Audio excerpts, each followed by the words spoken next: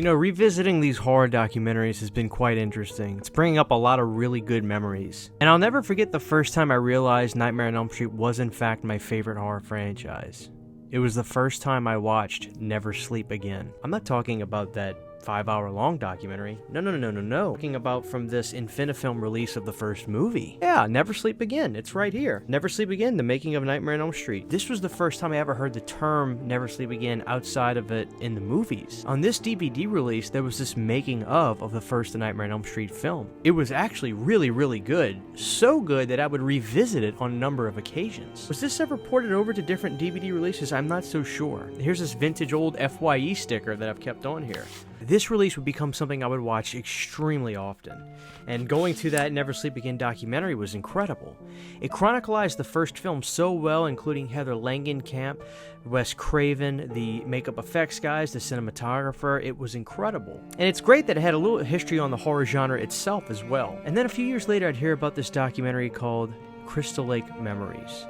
Now immediately I thought about this, because this is such an important part, but we'll talk about that very soon. And I fell in love with that. And I remember thinking to myself, where is the Nightmare on Elm Street version of this? That would be something else. Or the Halloween version of this. Not realizing that Halloween 25 Years of Terror was in the past window already, I just hadn't seen it. So I eventually go to FYE and notice that they put the Nightmare on Elm Street films on Blu-ray. I was checking the back, looking for making ofs and things like that, realizing that a lot of the stuff that I would see on here just wasn't going to cut the mustard for what I was looking for. You gotta remember, at this point in time, I wasn't savvy to news sites and horror sites and bloody disgustings to know when stuff was in the works. Little did I know that my wife, of all people, would say, "Christian, I got you something for Christmas." And that ended up being Never Sleep Again, The Elm Street Legacy. I'll never forget getting, not this copy exactly, but I'll never forget getting this release, turning it around, looking at the back, and realizing, oh my god,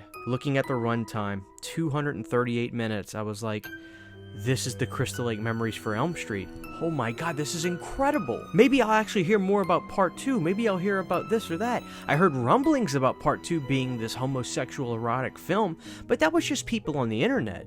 This was going to be official. This was going to be the people talking about the film.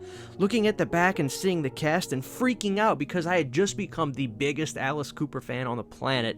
He's my hero, and I am such a giant fan of him, and I love him as Freddy's dad in Freddy's Dead.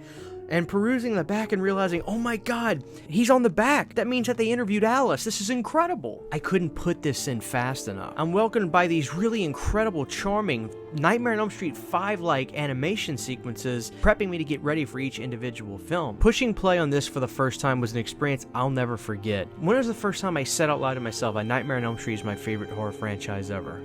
It was without a doubt after seeing this. This solidified everything I ever loved about this franchise, but could never articulate that well. I'm not the best speaker, I'm not good at explaining things. In my reviews, I use words like cool or fun or interesting. That's just how I've always been. But I knew that Elm Street had something that no other slasher franchise on the planet had. And Never Sleep Again would solidify everything that I felt about the franchise in this documentary. That this documentary is so informative, honest, and it's not cookie cutter in the sense of, you know, we worked hard and did this. These films were a pain in the ass to make. And then I'll never forget watching part 2 and seeing Mark Patton talk about this. I would see how he felt about this, and then the writer David Chaskin talking about what he thought.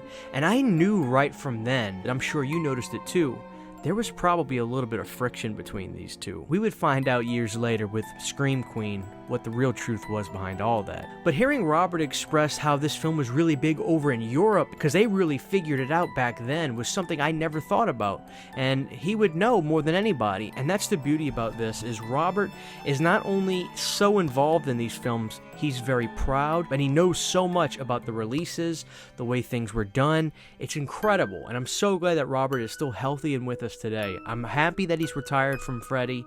He's done it all. He has nothing else to prove, but I'm so glad that he's still here, young enough to be cognizant and be full of life and be able to express every detail we could. This is one of those documentaries, every detail was drenched out. And then watching this made me realize why I was a fan of Part 5. I like the film, but I would never argue with people about its shortcomings. But then you learn in Never Sleep Again, this movie was incredibly rushed, they did not have a whole lot of money, but you saw there was this director with something to prove. I love the fact that he was so involved, he was storyboarding, he was working on effects with the effects team. Stephen Hopkins is a great director, and even though Part 5 is certainly not the height of the series, without a guy like him at the helm, this film would be 5 times worse than what it is. So I'll always have a mega soft spot for Nightmare on Elm Street 5. But this documentary is not without its quirks. So the blonde hair girl in Freddy's Dead is in here and she's being talked to, and she's wearing this bizarre outfit with this girl seemingly on her knees leaning on her. What the fuck is that all about? Every time I watch it, I'm always just kind of like, huh?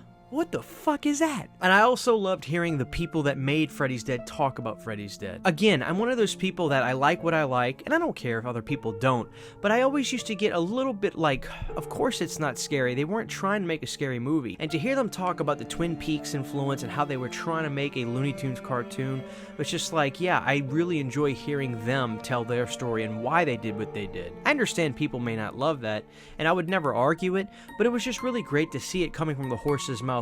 This is exactly what we try to do. Another thing I really like about Never Sleep Again was the fact that you got this different look at Freddy vs. Jason from a Nightmare on Elm Street perspective. Getting to hear Robert talk about his experience from the film was something I really appreciated, and I'm always a little bit of a bigger fan when I look at or read stuff about Freddy vs. Jason. Learning about all those bad stories that were pitched and not used makes me appreciate the film a lot more, but when I was revisiting this and watching the documentary, it's making it so hard for me to really even want to complain about Freddy vs. Jason. Some days I'm just super glad we have it. The farther time goes on, the sadder I get watching this because unfortunately we're losing people. Watching Wes Craven on here be so charming and nice and debonair, it just makes me miss him. He's a director that is so kind yet has made films that have terrified us but really become part of our DNA. But you also learn that maybe Wes isn't the best man for the job at all times too. That's something he would probably admit as well. Her script for Dream Warriors, they show moments of it and it's grisly, dark and mean. Stuff that would almost be too cruel for comic books. Sometimes you'll see that it's just another person's time.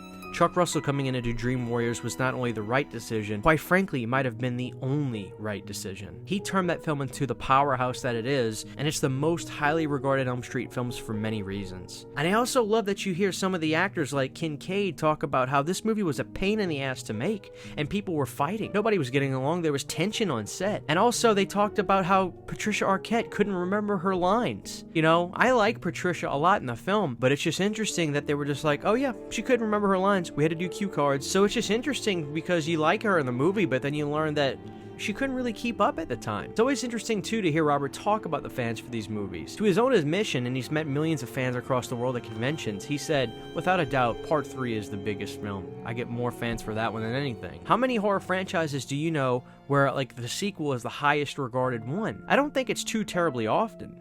You could maybe say Child's Play 2, or certainly Friday the 13th Final Chapter. With The Nightmare on Elm Street, it seems unequivocal the more people I talk to, it's in fact Dream Warriors that's their favorite.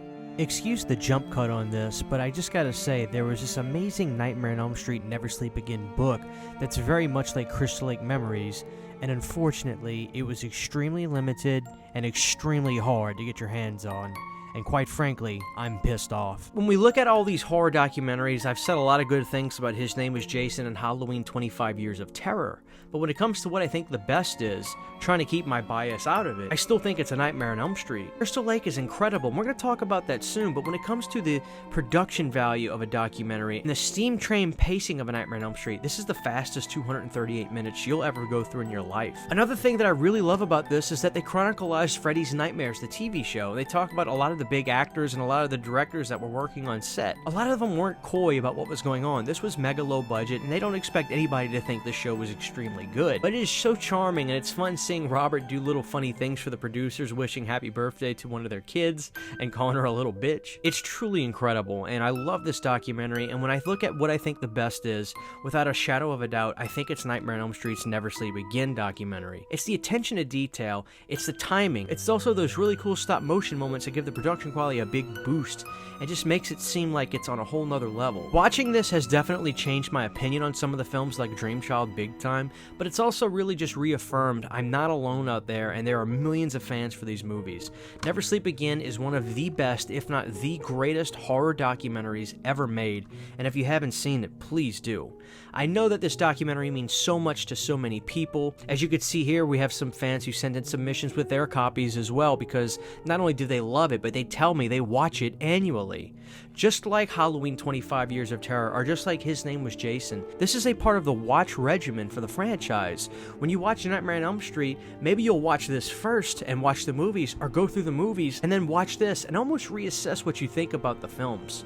A great documentary for horror will make you think and also make you rethink your opinion on something. And no documentary has ever done that more than Never Sleep Again. So revisiting this just recently for this video was extremely satisfying, and it also just puts a big smile on my face, making me realize, damn it, I love A Nightmare on Elm Street, and Robert Englund is one of the greatest, if not the greatest, horror villains of all time.